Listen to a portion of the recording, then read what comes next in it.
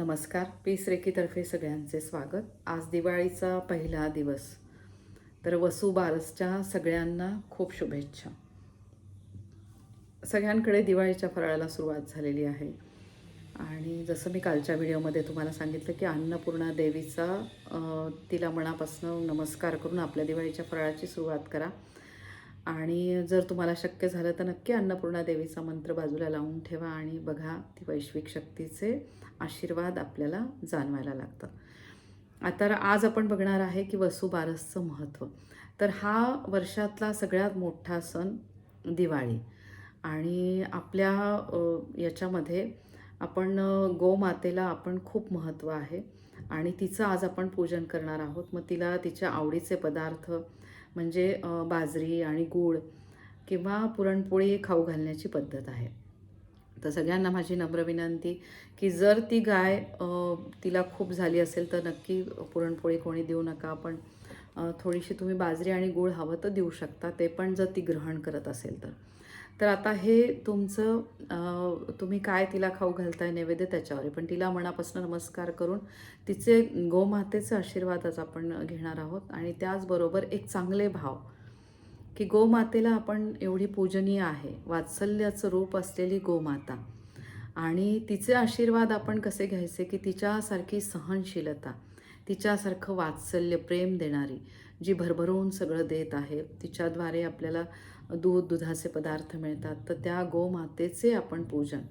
आणि असं म्हणण्यात येतं की 33 कोटी देवांचा वास गोमातेमध्ये आहे, म्हणून आपण आपल्या याच्यामध्ये अतिशय पूजनीय असलेली गोमाता.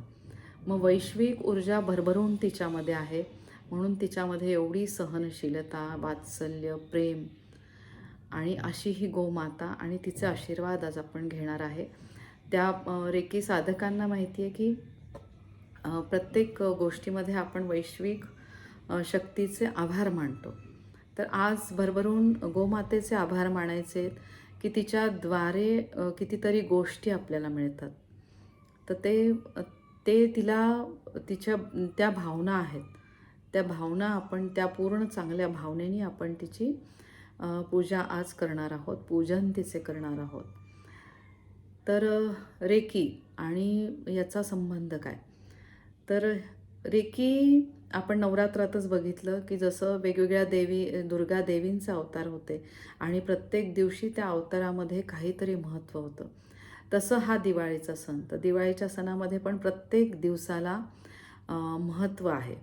मग त्या दिवशी आपलं शरीरातले 7 ऊर्जा केंद्र, त्या ऊर्जा केंद्रांना जास्तीत जास्त तुम्ही म्हणू शकता ॲक्टिवेट करण्यासाठी, तर ॲक्टिवेट करण्यासाठी हे सगळे सण असतात आणि त्या सणांची ऊर्जा आपल्याला भरभरून मिळते त्या दिवसामध्ये.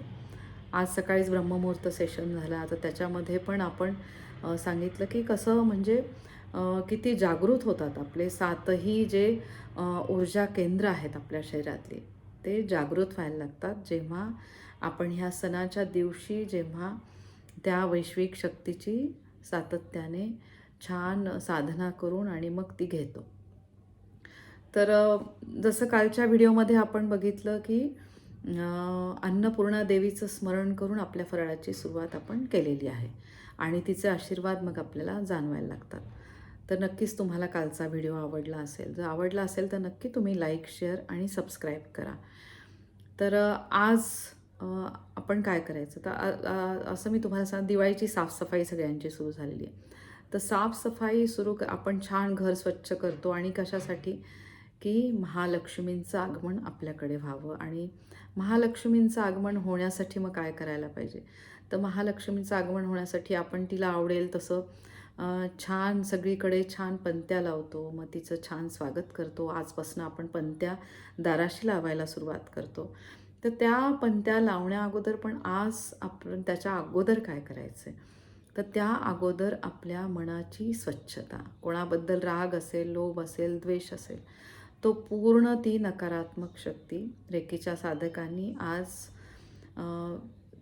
चोकुरे काढायचं आहे. आणि आज सकाळीच मी सांगितलं की घराच्या भिंतींवर चोकुरे काढा, पेन्सिलने तुम्ही काढू शकता, म्हणजे रंग पण खराब होणार नाही. तर घरातल्या चारही भिंतींवर तुम्ही चोखुरे काढा आणि नकारात्मक ऊर्जा कल्पना करा की नकारात्मक ऊर्जा सगळी निघून जात आहे.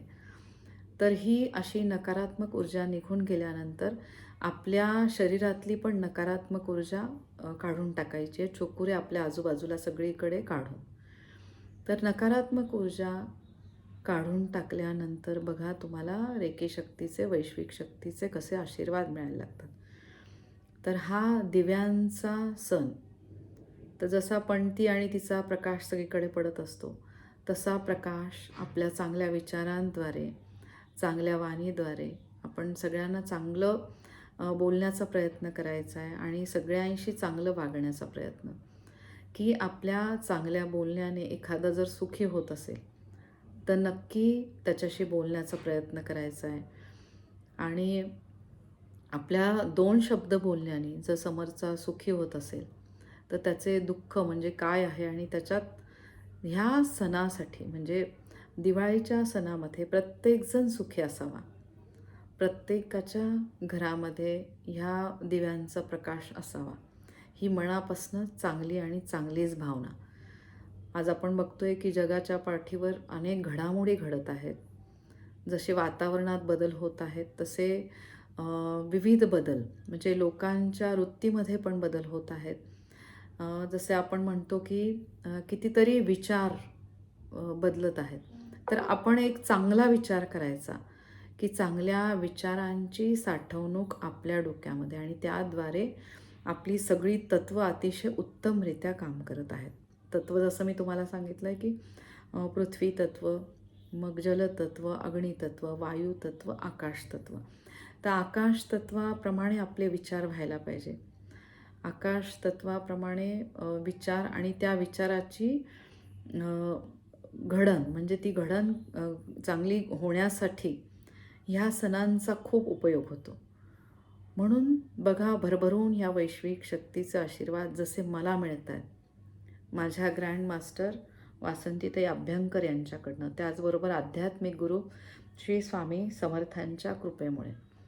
तर म्हणून माझी सगळ्यांना नम्र विनंती की आपल्याद्वारे सगळ्यांचे कल्याण होऊ दे आणि आजच्या मंगलमय दिवशी आपल्याद्वारे जे म्हणजे गाईची छान पूजा करा, चांगल्या भावनेने करा आणि हे करा, त्या गाईचे खूप आभार माना की जशी तिची देण्याची वृत्ती आहे तशी आपली पण तशीच वृत्ती आपल्यामध्ये येऊ दे. आपल्याद्वारे कोणाचंही चांगलं होऊ दे आणि तिच्यासारखी सात्विकता, सहनशीलता आपल्यामध्ये पण येऊ दे. सगळ्यांचे परत एकदा खूप खूप आभार. वसुबारसच्या सगळ्यांना खूप खूप शुभेच्छा. या वैश्विक शक्तीद्वारे सगळ्यांचे कल्याण होत आहे. श्री स्वामी समर्थ.